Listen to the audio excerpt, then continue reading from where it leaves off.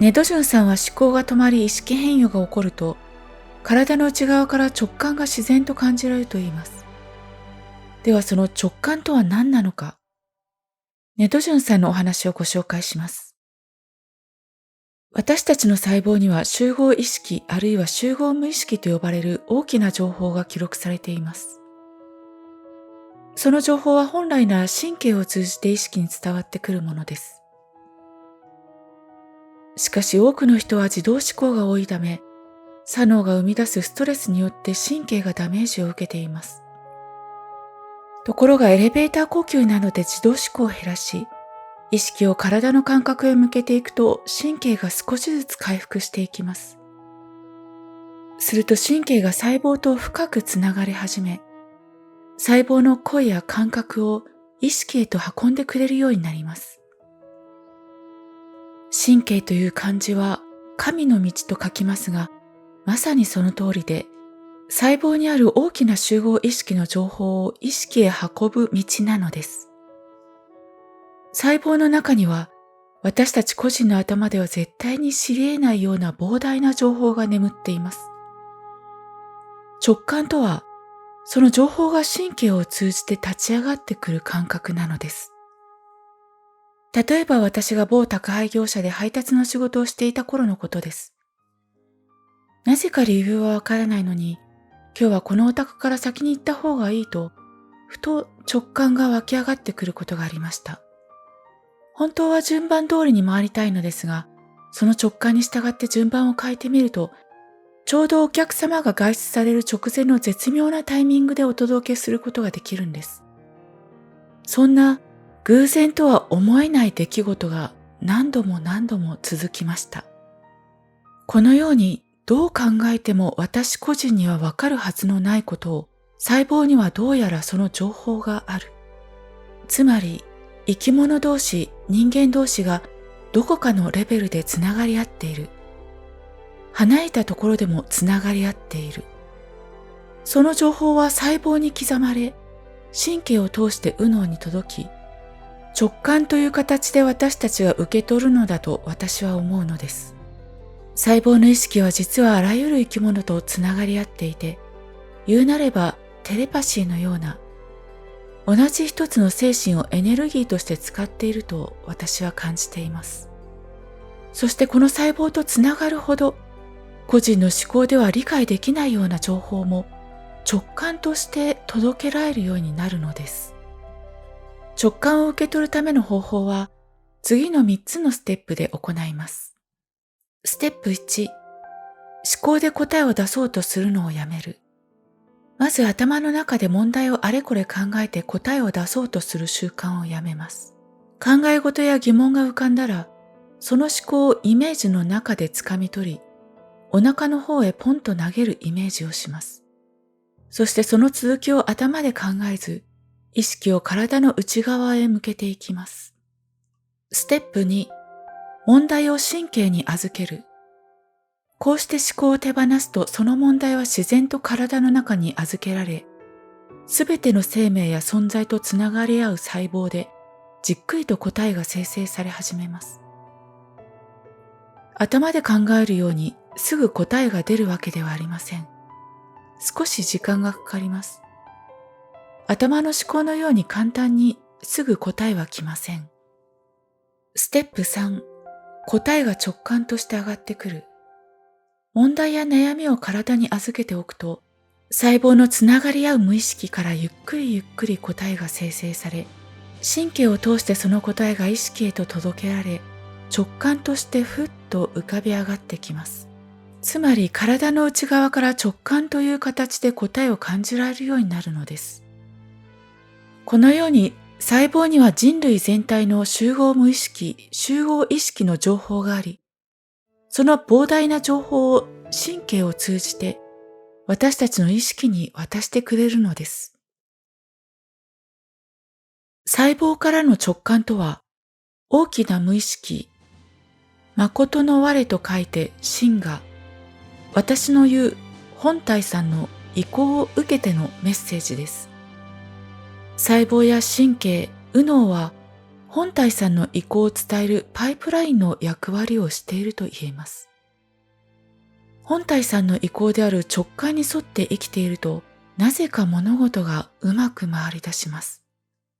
その理由は、私たち小さな意識とは比べ物にならないくらい、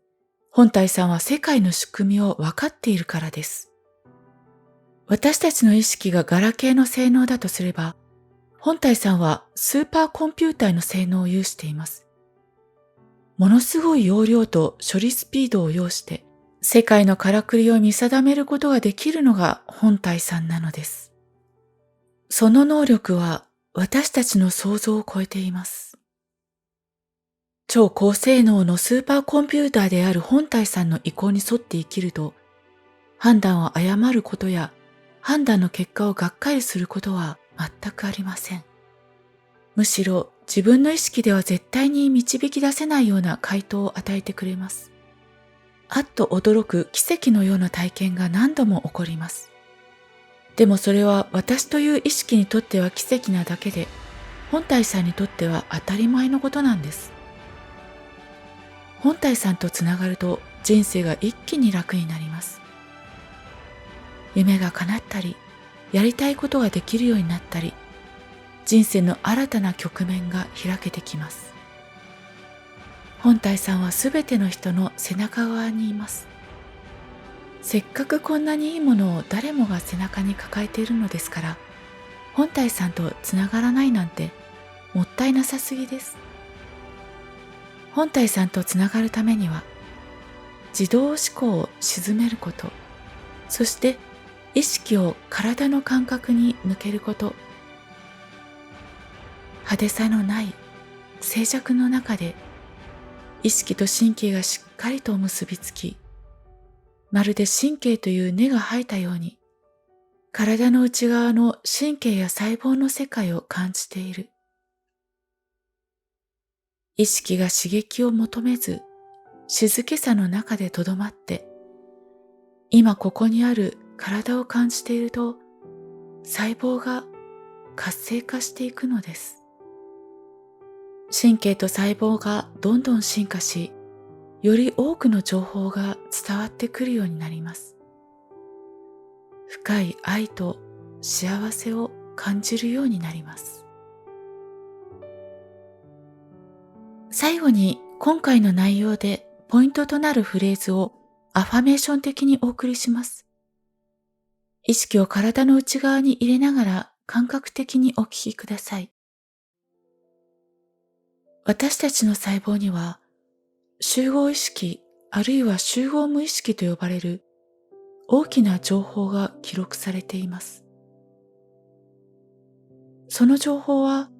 神経を通じて意識に伝わってきます。エレベーター呼吸などで自動思考が減り、意識を体の感覚へ向けていると、神経がどんどん進化していきます。すると、神経が細胞と深くつながり始め、細胞の声や感覚を意識へと運んでくれるようになります。神経という字は神の道と書きますが、まさにその通りで、細胞にある大きな集合意識の情報を意識へ運ぶ道なのです。細胞の中には私たち個人の頭では絶対に知り得ない膨大な情報が眠っています。直感とは、その情報が神経を通じて立ち上がってくる感覚なのです。細胞には人類全体の集合無意識、集合意識の情報があり、その膨大な情報を神経を通じて私たちの意識に渡してくれるのです。細胞からの直感とは、大きな無意識、心が本体さんの意向を受けてのメッセージです。